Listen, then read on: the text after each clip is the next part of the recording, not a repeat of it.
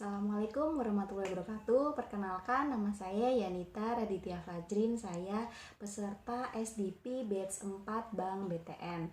Di sini saya akan meresum hasil dari kuliah umum yang diselenggarakan pada hari Minggu kemarin oleh guest speaker Pak Hermawan Kertajaya selaku founder dan chairman Markplus, dan juga Pak Junanto Herdiawan selaku direktur komunikasi Bank Indonesia.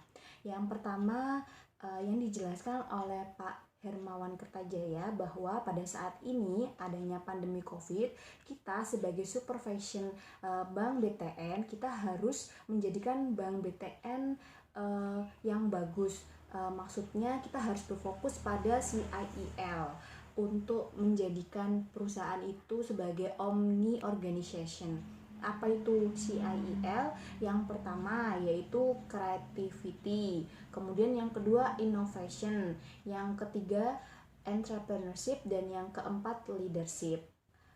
Nah, untuk menjadikan omni organization itu kita harus bisa menjadi CIEL to PIPM. Apa itu? Yaitu yang pertama creativity, itu creative ideas for productive capital. Creativity di sini terdiri dari divergent dan convergent. Creativity yang dimaksud yaitu kita harus bisa mengeksplor ide-ide baru untuk mendapatkan balance sheet. Kemudian yang kedua innovation. Innovation di sini terdiri dari desirable, feasible, dan viable.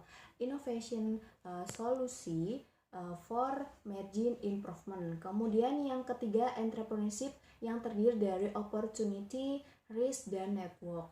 Entrepreneurial value for professional monetization harus bisa menghasilkan cash flow yang seimbang. Kemudian yang keempat leadership model, itu di sini orang yang menjalani. Jadi kita harus bisa masuk ke segmen baru, terus kemudian ke market baru, service baru, proses baru, customer management baru, kemudian product management baru, brand management baru. Jadi mengawal value to values. Kemudian yang kedua guest speakernya oleh Bapak Junanto Herdiawan, yaitu tadi selaku Direktur Departemen Komunikasi Bank Indonesia, menjelaskan bahwa komunikasi kebijakan ekonomi dan keuangan di era COVID-19, yaitu dampak ekonomi karena COVID-19 itu seperti apa. Salah satunya muncul optimisme, yaitu tren perilaku yang semakin digital. Jadi banyak masyarakat sekarang yang sudah menggunakan transaksi non tunai. Salah satu contohnya seperti itu.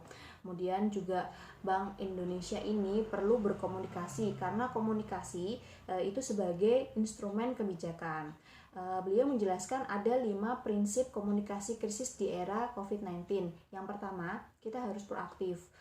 Kita jangan hanya menunggu atau diam saja. Kemudian yang kedua transparan, kita perlu terbuka ke masyarakat.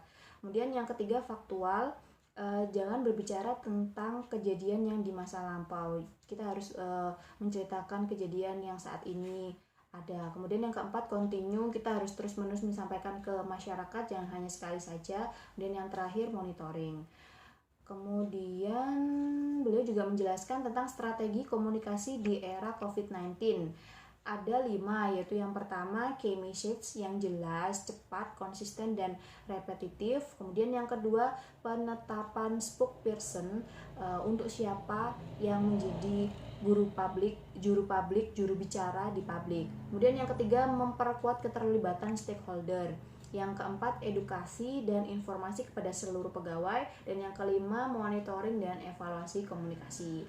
Dan beliau juga menjelaskan ada 3 prinsip komunikasi Bank Indonesia di era COVID-19 untuk menjadikan omni-channel approach, yaitu yang pertama connection dan interaction, yang ketiga relation. Connection dan interaction ini untuk meningkatkan intensitas koneksi saluran secara online maupun offline. Dan yang terakhir relation, yaitu meningkatkan interaksi dengan mengintegrasikan style dan substance. Demikian resum yang dapat saya sampaikan, semoga bermanfaat. Wassalamualaikum warahmatullahi wabarakatuh.